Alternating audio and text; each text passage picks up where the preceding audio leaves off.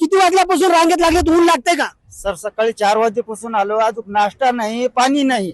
आज आम्ही इथं जे त्रस्त बसलोय. आम्हाला एक तर फाशी घ्यायची पाळलेली. शासनाला फक्त एकच विनंती माझी, हात जोडून, कारण आम्हाला डिझेल द्यावं. इथे 4 वेळ डिझेल वाढलेलं आहे, त्यांच्या पाया पडतो आणि लोटांना सरांना म्हणा मला डिझेल द्या, आम्हाला डिझेल बस. आम्ही कटाळलो तसं. एवढं का संतापलं तुम्ही? एवढं का संतापलं आम्ही तुम्ही? 8 दिवस झाले इथे बसतोय डिझेल. एक तर नंबर होतो पंपावर डिझेल भेटत नाही. आम्ही कोणाचं लढू सांगू? आम्ही शासनाला सांगावं, कोणाला सांगावं? आम्ही एक तर रडू येते, जेवणाची सोय नाही, तर रात्रभर उपाशी आहे आम्ही इथं. शेतकऱ्याच्या डोळ्यात अश्रू आहेत. फायनान्स वाली घरी आम्ही 3 रुपये टक्क्याने पैसे काढवले व्याजानं. शासनामध्ये कर्ज माफी कधी माफी होणार? हा, दुष्काळी नाही कर्ज आता किती वाजता? 6 वाजता तुम्ही सकाळी 4 वाजता बसलो इथं. नाश्ता नाही, अजून काहीच नाही, पोटात पाणी नाही, तर पाणी नाही, हॉटेल नाही, तर काय करायचं? कोणा सांगायचं वेदना? आम्ही राष्ट्रीय महामार्गावरती हा शेतकरी उभा आहे. सांगा. अकोला हैदराबाद राष्ट्रीय महामार्ग आहे.